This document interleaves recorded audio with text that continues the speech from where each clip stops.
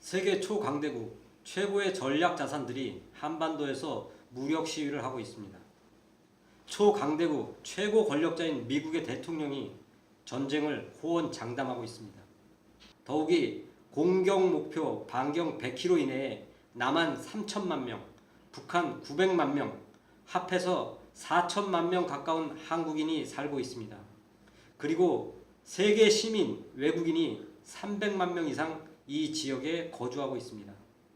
한반도 거주 인구의 50%, 산업 기반의 80% 이상이 이 지역에 있습니다. 현 시대는 전쟁이 일어나서 죽는 인구보다 경제가 무너졌을 때 죽는 사람이 더 많은 시대입니다. 그래서 경제전쟁이라는 말이 생겨났습니다. 물론 고통도 더 큽니다. 만약 이 지역에서 전쟁이 발발한다면 전쟁으로 인한 사망자보다 그 후 경제 붕괴로 인한 사상자가 훨씬 더 많을 것으로 최근 지구촌에서 일어난 여러 사례들을 통해 확인할 수 있습니다. 요즘 TV 방송 뉴스, 유튜브를 보면 마치 현 상황을 지구 반대편의 그 어느 나라의 사건을 다루는 듯 합니다. 저는 국방대학에서 안보정책을 전공했습니다. 제가 대학원에서 연구한 것은 지금 상황과 접목하여 분석해보면 한반도에서는 절대로 전쟁이 일어날 수 없는 구조입니다. 전쟁을 일으킬 두 당사자는 북한과 미국일 것입니다. 우선 북한 집권 세력의 현 입장을 보면 미국과의 전쟁에서 북한이 승리할 확률이 거의 0%에 가깝습니다. 북한 김정은 정권이 이 상황을 오판하거나 모를 리 없습니다.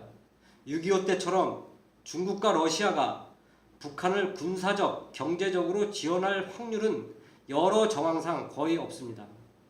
북한 단독으로 남한과 전쟁도 아닌 초강대국 미국과의 전쟁을 한다는 것은 아무리 미치광이라도 있을 수 없는 일입니다.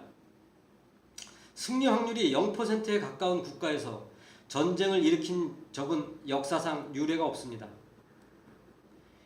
미국의 입장에서는 중국과 러시아의 동의 없이 평양을 북한을 폭격하는 일은 북한의 핵무장에 가져오는 위험보다 더 난감한 문제들을 야기합니다. 중국과 러시아의 동의 없이 미국의 북한 폭격 시 군사적으로 중국과 러시아의 북한 진입을 저지할 수 없습니다. 세계 2차 대전 이후 가장 훈련이 잘 되고 더욱이 핵 전략 무기를 보유한 국가와의 전쟁을 경험해 본 적이 없기 때문에 실제 전쟁으로 이어지기는 힘들어 보입니다. 그것을 알기 때문에 며칠 전 비원비가 평양까지 갔다 온 것입니다. 만약 전쟁이 날 확률이 조금이라도 있다면 갈 수 있었겠습니까? 아니, 가더라도 그냥 갔다 오겠습니까? 간 김에 뭐라도 하고 왔겠죠. 미국의 트럼프 대통령은 압니다. 북한의 선제 핵공격은 절대 일어나지 않을 것을. 이라크 전쟁 때와는 다릅니다. 이라크는 대량 살상무기, 핵무기가 없었고 주변에 중국과 러시아가 없었고 주위에 파괴되면 세계 경제 위협이 되는 산업시설이 없었습니다. 지정학적 위치에도 미국이 이라크를 차지하더라도 중국과 러시아의 위협이 북한과는 비교도 안 될 만큼 중요하지 않습니다. 만약 전쟁이 일어난다면 핵무기를 보유한 국가 간의 전쟁은 인류 역사상 처음일 것입니다. 다시 말하면 그 결과를 피해 상황을 전개 상황을 예측할 수 없는 것입니다. 미국의 압도적인 첨단 무기들이 전쟁을 압도할 것은 분명하나 미국의 첨단 군사 무기들이 북한의 군 전력을 일시에 저항 없이 무력화할 확률은 거의 없어 보입니다. ICBM, 생화학무기 등 대량 살상무기가 미국 본토까지 도달할 확률 또한 그리 높아 보이지 않습니다. 하지만 동아시아가 세계 경제에서 차지하는 비중은 적지 않습니다. 북한 내에서 그런 무기들이 폭발하거나 미국의 폭격 과정에서 오발이 발생하여 동아시아 어느 곳에 도달할 수도 있는 것입니다. 실제로 북한 미사일의 30% 이상은 일본을 겨냥하고 있고 대부분 일본의 주요 공업지대를 겨냥하고 있습니다. 만약 폭격이 시작되고 미군이 북한군을 완전히 무장 해제할 때까지는 10일 이상 소요될 것이고, 그 10일 동안 세계 경제는 그 누구도 그 어떤 방법으로도 회복시킬 수 없는 세계 경제 공황으로 빠져들어갈 확률이 거의 확실합니다. 지금 현재 북한의 핵 위협 사태가 아니더라도 세계 경제는 지금 한치 앞을 내다볼 수 없는 상황입니다. 미 정부가 북한의 4차 핵실험과 북한의 괌 포격 위협에서도 지금까지 북한을 폭격하지 못한 이유 중에 하나는 이러한 경제 문제일 것입니다. 저는 지금 전쟁을 하겠다고 하는 두 당사자, 북한과 미국이 전쟁을 일으킬 확률이 낮다고 생각합니다. 이번 북한 핵 사태를 한 걸음 물러서서 보면 군사적, 경제적 초강대국 미국의 도전장을 던진 중국이 이 사태의 링 안의 선수입니다. 미국과 중국의 군사적, 경제적, 문화적, 외교적 충돌입니다. 중동에서는 미국과 중국의 에너지 확보 전쟁, 지금 중동에 가보면 모든 건설 현장이 중국 건설 회사들로 가득합니다. 중동의 공항에는 중국인들이 인산인해를 이루고 있습니다. 아프리카 대륙 그 어느 곳이든 중국의 위안화가 넘쳐납니다. 중국 해군과 미 해군이 실전을 방불케 하는 대립을 하는 곳은 세계 여러 곳입니다. 다른 지역에서의 충돌보다도 한반도 근처는 오히려 조용한 편입니다. 미래 먹거리 4차 산업혁명의 기반은 제조업입니다. 제조업 기반 없는 4차 산업혁명은 국가에 별로 도움이 없고 4차 산업혁명을 완성할 수도 없습니다.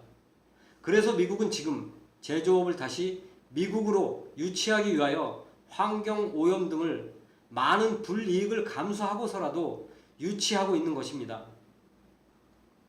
여러분은 이제 곧 보게 될 것입니다. 제조업 기반이 없는 국가가 4차 산업혁명에서 어떤 위치에 놓이게 되는지를 보게 될 것입니다. 이러한 사실은 누구보다도 더 중국 정부도 잘 알고 있습니다. 중국은 이미 세계의 공장이 된 지 10년이 지나서 안정화되고 있는 상황에서 절대로 양보할 수 없는 국가 간의 존망에 걸린 문제입니다. 인구가 많은 중국에서 제조업이 가지는 의미는 미국보다도 더 절실합니다. 중국은 제조업이 무너지면 중국 경제가 무너지고 중국의 미래가 무너지고 중국 정부가 무너집니다. 불과 100여 년 전 중국을 보면 바로 알 수 있습니다. 이번 사태의 근본 원인은 북한의 핵 보유보다도 미중 간의 경제적, 군사적, 문화적, 외교적 충돌입니다. 그리고 4차 산업혁명의 주도권 싸움입니다. 그래서 계산이 더 복잡합니다. 앞에서 북한과 미국이 군사적 충돌을 원하지 않는다고 말씀드렸습니다. 그렇다고 미국과 북한의 군사적 충돌이 일어나지 않는다고 할 수는 없습니다. 미국보다 더 한반도가 필요한 국가가 있습니다. 일본, 중국, 러시아는 미국보다도 더 절실히 한반도에서의 영향력이 필요로 합니다. 일본은 1910년 한일 병합 당시보다도 더 한반도에서 영향력이 필요합니다. 현재 일본만으로는 경제적으로든 군사적으로든 세계 1등 국가가 될 수 없다는 것을 인식한 지 오래됐습니다. 한반도와의 경제적 통합은 일본이 놓칠 수 없는, 일본 경제가 살아남을 수 있는 현실적인 현안입니다. 일본 정부는 북핵을 전혀 두려워하지 않습니다. 후쿠시마의 방사능 악취가 아직 일본 열도에 진동하는데도 원자력 발전소를 다시 가동하는 것을 보면 바로 알 수 있습니다. 일본 우익들은 아베 정권은 북핵이 전혀 두렵지 않고 반가운 손님일 뿐입니다. 한반도의 전쟁을 가장 원하는 국가가 일본일 것입니다. 물론 가까워서 위협도 가장 많이 느끼겠지만 한국 전쟁과 베트남 전쟁이 일본 경제 성장의 크나큰 디딤돌이 되었다는 것을 아직도 잊지 않았을 것입니다. 한국 전쟁과 베트남 전쟁이 그리울 것입니다.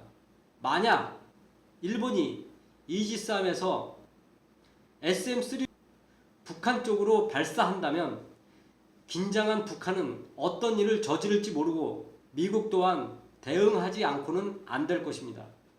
이미 북한은 최근 2차례나 일본 본토 위를 통과하는 ICBM을 실험했습니다. 다시 말하면 일본이 SM-3를 발사할 명분이 충분하다는 말입니다. 중국은 턱 밑에 자신들을 위협할 수 있는 세력의 존재를 용인할 수 없습니다. 사드 문제가 그것을 확인시켜 주었습니다. 우리가 생각할 때는 사드에 광분하는 중국이 이해가 되지 않았을 것입니다. 많은 군사 전문가들이 사드의 엑스밴더 레이더에 중국 대륙이 감시당하는 것 때문에 중국이 예민하다고 하였습니다. 말도 안 되는 이야기입니다. 엑스밴더 레이더보다 훨씬 성능이 우수한 감시 시스템을 미국이 중국 본토를 향하여 운영한 지 오래되었습니다. 만약 미국이 중국을 공격할 전략 자산을 예를 들면 핵탄두 미사일 등을 한반도에 배치한다면 어디에 하겠습니까? 아마 사드의 보호구역 내일 것입니다.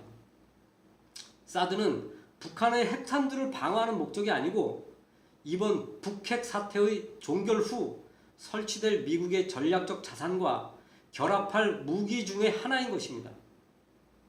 현대의 무기를 공격무기, 방어무기로 분류하는 것은 어리석은 일입니다.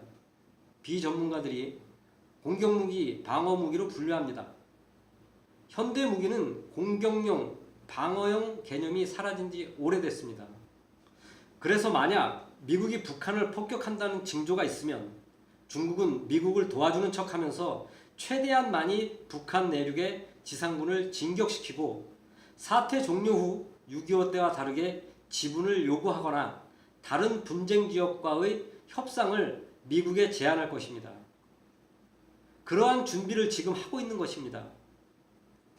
다음에 사드의 전략적 가치와 사드의 성능과 확장성, 다른 전략 무기와의 결합에 관해 따로 시간을 마련하겠습니다. 지금 많은 전문가들은 사드가 뭔지도 모르고 종편에 나와서 떠들고 있습니다. 사드가 어떤 무기인지 한반도에서 차지하는 전략적, 전술적 의미를 분석해 드리겠습니다. 러시아는 군사무기 수출과 에너지 수출로 국가가 유지되는 국가입니다. 과거에는 유럽의 에너지를 많이 수출하였습니다. 전 세계에서 에너지를 가장 많이 수입하는 지역은 동아시아입니다. 러시아가 에너지를 생산하는 지역과도 거리상 아주 가깝습니다. 러시아 입장에서는 동아시아에서의 현 상태의 변화를 원할 것입니다. 현재 아무것도 도움이 안 되는 한반도 상황의 변화를 갈망합니다. 그 어떤 상황이 전개되더라도 지금보다는 러시아의 이익이 될 것이라고 생각할 것입니다. 미국보다도 절실합니다. 여러분이 이제 조금 이해가 될 것입니다.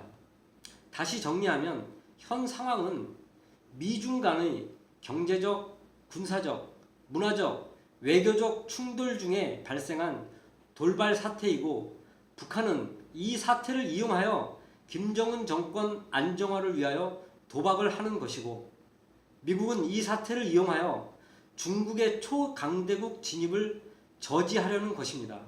북한과 미국은 전쟁을 할 마음이 없습니다. 전쟁 없이 이 사태의 장기화를 원할 뿐입니다. 그리고 안타깝게도 북한은 이 사태의 해결책을 가지고 있지 않습니다. 다시 말씀드리면 스톱도 못하고 고도 못합니다. 이미 북한 정권의 유지는 북한 내부의 문제에서 미국, 러시아, 중국, 일본의 문제가 된 지 오래입니다. 다시 정리해드리면 한반도 문제는 남북한이 감당하고 남북한만 합의하면 끝나는 문제가 아닌지 100년이 다 되어간다는 것을 우리가 잠시 잊었습니다. 겉으로는 우리 민족이 한반도와 한민족의 문제를 결정하는 것처럼 보일지 모르겠지만 현실은 그렇지 못하다는 것은 역사가 현 사태의 전개 상황이 잘 설명해주고 있습니다. 코리아 패싱, 트럼프와 아베의 통화, 중국의 북송유관 차단 등등 현 사태의 또 다른 강력한 돌발 변수가 일본, 중국, 러시아입니다. 그들은 현재 계산기를 돌리고 있는 중이고 북한과 미국을 전쟁으로 몰아넣을 수 있는 변수를 가진 국가들입니다. 만약 전쟁으로 현 사태가 발전한다면 분명히 역사가들은 일본, 중국, 러시아 중 한 나라를 아니면 모두를 전쟁의 책임자로 기록할 것입니다. 요즘 임진왜란, 병자호란, 한일 병합, 6.25 직전 우리가 어떻게 대처했는지를 다시 한번 되뇌이게 됩니다. 지금 종편과 유튜브에는 일본, 중국, 러시아보다 더 나쁜 지금의 사태를 악용하여 조금의 돈벌이를 하여 먹고 살려고 나라를 더 혼란스럽게 하는 무리들이 넘쳐납니다. 그래서 저는 그동안 연구한 것을 토대로 제대로 된 분석을 하여 알리기 위해 이 작업을 준비하게 됐습니다. 이 중차대한 위기를 보수니 진보니 하는 탈로 가면을 쓴 매국노, 얄팍한 지식인들에게 현혹되지 말고 슬기롭게 극복하기를 다 같이 노력합시다. 저는 최소한 위기가 끝날 때까지는 단 한마디도 정부를 비난하는 일이 없을 것을 다짐합니다. 현 사태의 대처 방안을 현 정부가 군사 기밀을 포함하여 언론에 전부 공개해야 된다고 생각하는 어리석은 국민은 아무도 없을 것입니다. 지금은 정부가 그 어떤 결정을 하더라도 우리는 따라야 하며 신뢰해야 합니다. 다시는 임진왜란, 병자호란, 한일 병합, 6.25 같은 일이 우리나라에서 이 한반도에서 일어나서는 안 됩니다. 누구의 말이 맞고 안 맞고 하나도 중요하지 않습니다. 일본, 중국, 러시아의 잘못된 판단을 막는 방법을 강구해야 합니다. 전쟁은 그들 중 누군가가 일으킬 확률이 높습니다. 끝까지 시청해 주셔서 감사드립니다. 이번 사태가 해결될 때까지 촛불로 한반도의 밤하늘을 수놓아야 합니다. 온 가족이 나와서 전 세계의 투표권을 가진 시민들에게 외쳐야 합니다. 자국의 정치인들이 한반도에서 전쟁을 일으키지 못하게 평화를 외치게 해야 합니다. 그들의 전쟁 명분을 없애야 합니다. 군인이 아닌 모든 민간인이 매일 밤 광장에 모여서 전 세계의 평화를 사랑하는 시민들에게 호소해야 합니다. 한반도는 평화의 땅이라고, 그리고 한국인은 평화를 사랑하는 시민이라고 외칩시다. 군인은 만약의 사태를 대비해서 나오시지 말고 군인으로서의 책무를 다하시고 우리 시민들은 한반도의 안녕과 아시아의 안녕과 세계 시민의 안녕을 기원합시다. 인류 역사상 가장 강력한 최첨단 대량 살상 무기를 막을 수 있는 진정한 방어 무기는 평화를 기원하는 우리 시민들의 촛불뿐입니다. 여러분,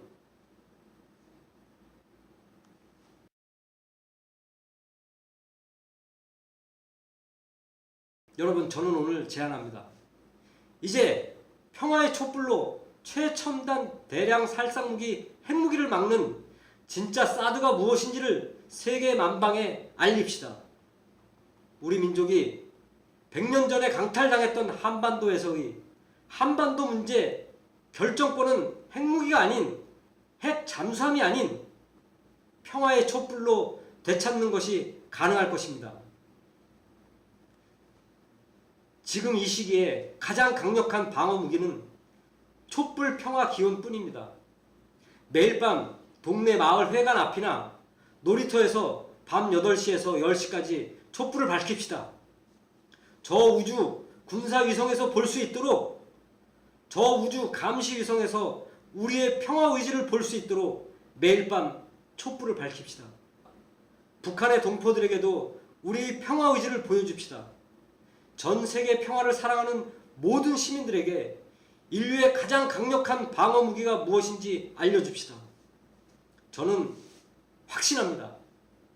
우리 5,500만 개의 촛불은 반드시 북핵도 막고 전쟁도 막을 수 있다고, 100년 전 빼앗긴 한반도에서 우리의 권리를 찾는 계기로 삼읍시다.